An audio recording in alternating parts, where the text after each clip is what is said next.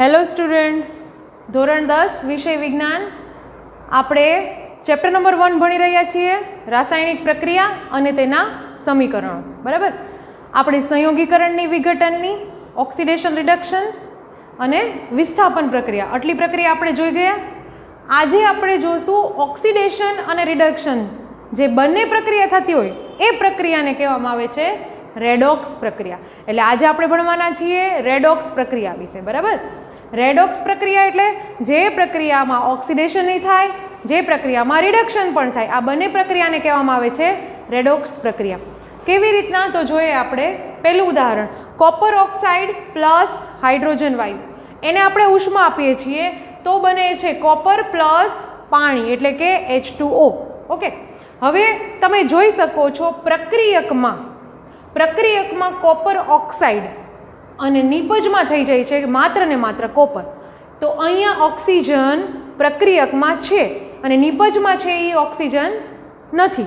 તો શું થયું? ઓક્સિજન કોપરે અહીંયા નિપજમાં ગુમાવી દીધો. તો આપણે પહેલાં યાદ કરીએ ઓક્સિડેશનની વ્યાખ્યા. ઓક્સિડેશનની વ્યાખ્યા છે જે રાસાયણિક પ્રક્રિયામાં ઓક્સિજન મેળવે અને હાઇડ્રોજન અથવા હાઇડ્રોજન દૂર થાય તે પ્રક્રિયાને શું કહેવામાં આવે છે? તો કે ઓક્સિડેશન પ્રક્રિયા કહેવામાં આવે છે. પણ અહીંયા શું થયું છે? ઓક્સિજન દૂર થયો છે. તો આપણે રિડક્શનની પ્રક્રિયા વિશે જોઈએ. તો રિડક્શનની પ્રક્રિયા એટલે જે રાસાયણિક પ્રક્રિયામાં ઓક્સિજન દૂર થાય અને હાઇડ્રોજન ઉમેરાય તે પ્રક્રિયાને કહેવામાં આવે છે રિડક્શનની પ્રક્રિયા. તો આ કોપર ઓક્સાઇડવાળી જે આપણે ઘટના છે એમાં આપણને ઓક્સિડેશન લાગુ પડે છે કે રિડક્શન? હંમેશા શું લાગુ પડે છે? ઓક્સિજન અહીંયા છે પરંતુ નિપજમાં શું થાય છે? ઓક્સિજન ગુમાવે. તો ઓક્સિજન ગુમાવે એટલે ઓક્સિડેશન નહીં પણ રિડક્શન. તો આ કોપર ઓક્સાઇડનું કોપરમાં શું થયું? રિડક્શન થયું. એટલે મેં અહીંયા શું લખેલું છે? R લખેલું છે. બરાબર. જોઈએ આપણે હાઇડ્રોજનનું. હાઇડ્રોજનમાં અહીંયા તમે જોઈ શકો છો ઓક્સિજન નથી. અહીંયા આવી ગયો ઓક્સિજન નિપજમાં. તો હાઇડ્રોજનમાં H2માંથી અહીંયા ઓક્સિજન આવી ગયો એટલે ઓક્સિજન આપણે મેળવી લીધો. તો મેળવી લીધો એટલે એ શું થઈ ગયું? ઓક્સિડેશન. બરાબર. તો આ એક સમીકરણમાં બે પ્રક્રિયા આપણને જોવા મળે છે. કઈ કઈ? તો કે રિડક્શન કોપર ઓક્સાઇડનું કોપરમાં અને H2નું H2Oમાં ઓક્સિડેશન. તો આ પ્રક્રિયામાં બે પ્રક્રિયા થતી હોવાથી તેને કહેવામાં આવે છે રેડોક્સ પ્રક્રિયા. કેમ કે રેડોક્સ પ્રક્રિયાની વ્યાખ્યા છે ઓક્સિડેશન પણ થાય, રિડક્શન પણ થાય. તો આ પ્રક્રિયાને કહેવામાં આવે છે રેડોક્સ પ્રક્રિયા. બરાબર. સેકન્ડ ઉદાહરણ આપીએ, જોઈએ આપણે. Zinc oxide. Zinc oxide plus copper એટલે કે બને છે આપણને ઝિંક પ્લસ CO એટલે કે કાર્બન મોનોક્સાઇડ. બરાબર. અહીંયા આપણે જોઈએ છીએ કે ઝિંક ઓક્સાઇડમાં ઓક્સિજન છે પરંતુ અહીંયા આપણે જોઈએ છીએ નિપજમાં ઝિંકની બાજુમાં ઓક્સિજન નથી. તો ઓક્સિજન અહીંયા નિપજમાં શું થઈ ગયું? ગુમાવી દીધો આપણે. બરાબર. તો આ થઈ ગયું આપણું ઓક્સિજન ગુમાવે એટલે કઈ પ્રક્રિયા? રિડક્શન પ્રક્રિયા. તો ZnOનું ઝિંકમાં શું થઈ ગયું? રિડક્શન થઈ ગયું. એટલે મેં અહીંયા લખેલો છે રિડક્શનનો R. હવે છે કાર્બન. કાર્બનનું શું થઈ ગયું? કાર્બન મોનોક્સાઇડ એટલે કે અહીંયા ઓક્સિજન નથી પરંતુ અહીંયા ઓક્સિજન આવી ગયો એટલે ઓક્સિજન મેળવી લીધો એટલે કે એ થઈ ગયું ઓક્સિડેશન. અહીંયા પણ જોવા મળે છે બે પ્રક્રિયા કે ઝિંક ઓક્સાઇડનું ઝિંકમાં રિડક્શન થાય છે અને કાર્બનનું કાર્બન મોનોક્સાઇડમાં ઓક્સિડેશન થાય છે. એટલે આ પ્રક્રિયામાં ઓક્સિડેશન અને રિડક્શન બંને પ્રક્રિયા થતી હોવાથી આને કહેવામાં આવે છે રેડોક્સ પ્રક્રિયા. બરાબર. નેક્સ્ટ આપણે જોઈએ MnO2 મેંગેનીઝ ડાયોક્સાઇડ. અહીંયા છે હાઇડ્રોક્લોરિક એસિડ. નિપજમાં મળે છે આપણને મેંગેનીઝ ક્લોરાઇડ, પાણી પ્લસ Cl2 ક્લોરીન વાયુ પણ મળે છે. બરાબર. તો આ પ્રક્રિયા કઈ પ્રક્રિયા છે? કેવી રીતના આપણે નક્કી કરી શકીએ? તો મેંગેનીઝ ઓક્સાઇડ એનું થાય છે MnCl2 એટલે કે અહીંયા ઓક્સિજન છે પરંતુ અહીંયા ઓક્સિજન નથી, એની જગ્યાએ શું આવી ગયું? ક્લોરીન આવી ગયું. એટલે અહીંયા ઓક્સિજન નિપજમાં આપણને મળતો નથી. તો જો એ ઓક્સિજન એને શું કર્યો? ગુમાવી દીધો એટલે શું થઈ ગયું? રિડક્શન. ફરીથી રિડક્શનની વ્યાખ્યા બોલીએ આપણે.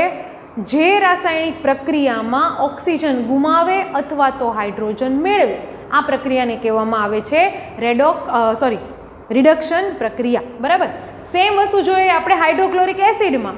તો હાઇડ્રોક્લોરિક એસિડમાંથી અહીંયા બની ગયું ખાલી ક્લોરીન, એટલે અહીંયા હાઇડ્રોજન છે, નિપજમાં આપણે હાઇડ્રોજન ગુમાવી દીધો. તો ગુમાવી દીધો એટલે કે શું થશે? ઓક્સિડેશન. બરાબર. ફરીથી ઓક્સિડેશનની વ્યાખ્યા બોલીએ આપણે. જે રાસાયણિક પ્રક્રિયામાં ઓક્સિજન મેળવીએ અને હાઇડ્રોજન ગુમાવીએ એ પ્રક્રિયાને કહેવામાં આવે ઓક્સિડેશન પ્રક્રિયા. તો હાઇડ્રોક્લોરિક એસિડમાં ઓક્સિજન આપણે મેળવી લીધો, બરાબર, સોરી, હાઇડ્રોજન આપણે ગુમાવી લીધો, એટલે આ પ્રક્રિયાને કહેવામાં આવે છે ઓક્સિડેશન પ્રક્રિયા. અને આમાં બંને પ્રક્રિયા થતી હોવાથી, એટલે કે ઓક્સિડેશન પ્લસ રિડક્શન, એટલે આ પ્રક્રિયાને કહેવામાં આવે છે રેડોક્સ પ્રક્રિયા. બરાબર. સાથે સાથે જોઈએ આપણે મેગ્નેશિયમનું, તો આપણું જૂનું ને જાણીતું ઉદાહરણ, મેગ્નેશિયમ ધાતુની પટ્ટીને હવામાં સળગાવતા, એટલે કે ઓક્સિજન વાયુની હાજરીમાં જ આપણે દહન કરવું પડે, તો આપણને મળે છે મેગ્નેશિયમ ઓક્સાઇડ.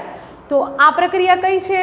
તો કે મેગ્નેશિયમ, અહીંયા ઓક્સિજન નથી, અહીંયા ઓક્સિજન આવી ગયો, એટલે આ કઈ પ્રક્રિયા થઈ? તો કે મેગ્નેશિયમ ઓક્સાઇડની પ્રક્રિયા. બરાબર. હવે આપણે બીજી વસ્તુ વિચારીએ, આપણી રોજબરોજની ક્રિયા, એટલે કે લોખંડમાં ઉપર કાટ લાગવું. બરાબર. તો લોખંડ ઉપર કાટ લાગવો એ પણ એક પ્રકારની કઈ થઈ ગઈ? રેડોક્સ પ્રક્રિયા જ થઈ ગઈ. ઓકે, તો આ આપણે ભણી ગયા છીએ રેડોક્સ પ્રક્રિયા વિશે. બરાબર. સાથે સાથે આવે છે આપણે ક્ષારણ, ટૂંકનોંધ આવે છે તમારા સિલેબસમાં જ છે ક્ષારણની ટૂંકનોંધ. આ ક્ષારણ એટલે શું?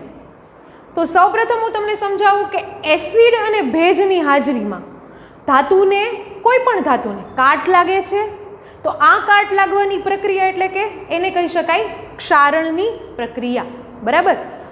ફોર એક્ઝામ્પલ, લોખંડને કાટ લાગે છે, ચાંદી ઉપર કોઈ પણ કાળા રંગનું પડ જામી જાય છે, તો એ પણ એક પ્રકારનું શું થઈ ગયું? ક્ષારણ જ થઈ ગયું. એવું નથી કે વરસાદ આવે અને કાટ લાગે તો એ પ્રક્રિયા એટલે ક્ષારણની ક્રિયા. લોખંડ પર કાટ લાગવો, ચાંદી ઉપર કોઈ કાળા રંગનું પડ જામી જવું, બરાબર, આ બધી પ્રક્રિયાને ક્ષારણ પ્રક્રિયા જ આપણે કહેશું.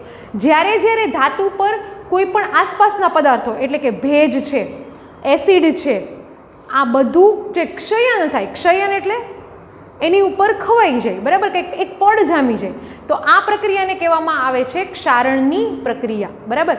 ક્ષારણના લીધે લોખંડમાંથી બનતી વસ્તુઓ, એટલે કે કોઈ કાર હોય, બરાબર, ગાડી, એના ભાગ છે, પછી કોઈ રેલિંગ છે લોખંડની, જે ગ્રીલ કહીએ આપણે એ, બરાબર, કોઈ જહાજ છે કે જેમાં લોખંડની વસ્તુ જે બનાવવામાં આવેલી હોય, આ બધા ઉપર નુકસાન થાય છે.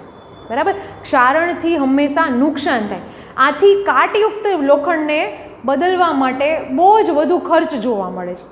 શું કામ? કેમ કે જહાજ છે એમાં કાટ લાગી ગયો તો એ વસ્તુ પાણી ઉપર ટકી શકતી નથી, એટલે આપણે એને એ શું ભોગવવું પડે? નુકસાન ભોગવવું પડે, અને એના લીધે ખર્ચ પણ થોડોક વધી જાય છે. બરાબર.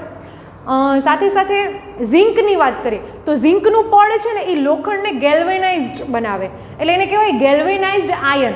આયન મીન્સ લોખંડ.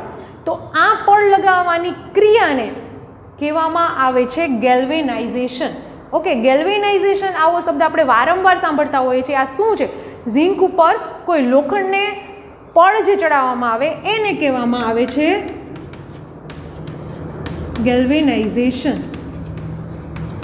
તો આ વ્યાખ્યા પણ તમારે યાદ રાખવાની રહેશે. બરાબર. તો આ થઈ ગયું આપણું ક્ષારણની પ્રક્રિયા. બરાબર. હજી એકવાર ક્ષારણમાં તમને બે વ્યાખ્યા જોવા મળે છે, એક તો ક્ષારણની અને એક ગેલ્વેનાઇઝેશનની. ઓકે, ક્ષારણની વ્યાખ્યા એટલે તો કે એસિડ અને ભેજની હાજરીમાં કોઈ પણ ધાતુને કાટ લાગે તો એ પ્રક્રિયાને કહેવામાં આવે છે ક્ષારણની પ્રક્રિયા. ગેલ્વેનાઇઝેશન એટલે ઝીંકનું પડ કે જે લોખંડને લાગે, લોખંડથી લાગે, એટલે એને કહેવામાં આવે ગેલ્વેનાઇઝ્ડ આયન, અને આ પડ જે લાગવાની ક્રિયા છે એટલે કે પ્રક્રિયા છે એને કહેવામાં આવે છે ગેલ્વેનાઇઝેશનની પ્રક્રિયા. બરાબર. તો આજે આપણે ભણી ગયા રેડોક્સ પ્રક્રિયા વિશે અને ક્ષારણ પ્રક્રિયા વિશે. બરાબર. લાસ્ટ આપણો ટોપિક છે, એટલે કે આ ચેપ્ટરનો લાસ્ટ ટોપિક છે આપણો ખોરાપણું. ખોરાપણું એટલે શું? તમને ખબર હશે કે આપણે જમવામાં તેલી પદાર્થનો ઉપયોગ કરતા હોઈએ છીએ, જમવામાં આપણે ચરબીજન્ય પદાર્થનો પણ ઉપયોગ કરતા હોઈએ છીએ. બરાબર.